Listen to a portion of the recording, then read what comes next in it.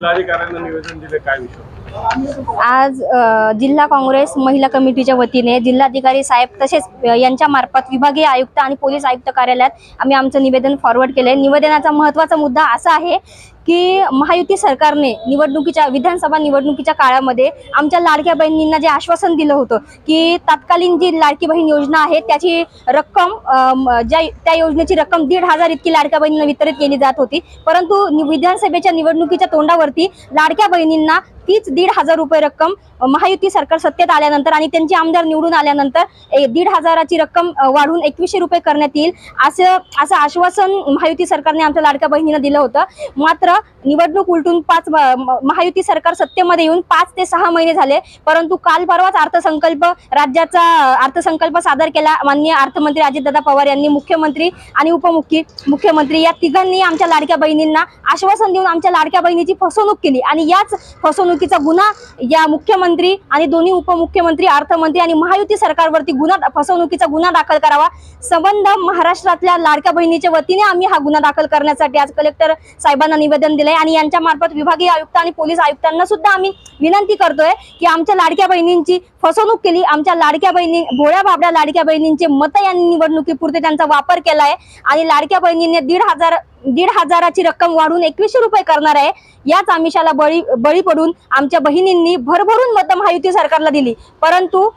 या महायुती सरकारने त्यांचा शब्द, त्यांचं आश्वासन पाळलं नाही आणि त्यांनी काल परवाच्या अर्थसंकल्पामध्ये सरकारने सांगितले की 1,500 रुपयापेक्षा 1 रुपया सुद्धा आम्ही वरती देऊ शकत नाही, कारण शासनाच्या तिजोरीला भुर्दंड पडले आहे। शासनावरती आपल्या राज्य सरकारवरती अमापाचं कर्ज आहे, त्यामुळे आम्हाला असं म्हणायचं आहे की या सरकारवरती फसवणुकीचा गुन्हा दाखल करावा। मॅडम, आज आपण सरकारवर फसवणुकीचा गुन्हा दाखल करताय। निवडणुकीच्या टायमाला आपल्याच पक्षाने त्यांच्यावर लाडकी बहीण योजनेवर टीका केली होती, कसं बघायचं आता तुमच्या या विरोधाकडे? आम्ही टीका केली होती कारण आम्ही सुद्धा जाहीरनाम्यामध्ये म्हटलं होतं आम्ही आमच्या लाडक्या बहिणींना 3,000 रुपये सत्तेमध्ये आल्यावर यांनी आमच्या लाडक्या बहिणीची अगदी 1,500 रुपये एवढी किंमत ठरवली म्हणून आम्ही टीका केली, परंतु इतकं सगळं होऊन सुद्धा आमच्या लाडक्या बहिणींनी भरभरून असे मत महायुती सरकारला दिले आणि आमच्या लाडक्या बहिणींमुळेच महायुती सरकार आज सत्तेमध्ये आहे। आपण म्हणताय आमची 1,500 आमच्या मताची एवढी किंमत केली, दिल्लीमध्ये तर तुम्ही 2,000 रुपये सांगितले होते, मग ती 2,000 रुपये महाराष्ट्राला वेगळा कायदा आणि दिल्लीला वेगळा कायदा आहे का? बाहेरच्या राज्यामध्ये आमचं सरकार आहे तेलंगणा वगैरे मध्ये, तेलंगणामध्ये सुद्धा लाडक्या बहिणींना आम्ही जी योजनेची रक्कम ठरवली होती आमचं सरकार सत्तेमध्ये आहे आणि आता तुम्ही तिथला आढावा घ्या, पत्रकार बांधवांना सगळं माहिती आहे। तिथल्या लाडक्या बहिणींना आम्ही सांगितलेली रक्कम आम्ही सत्तेत आल्यापासून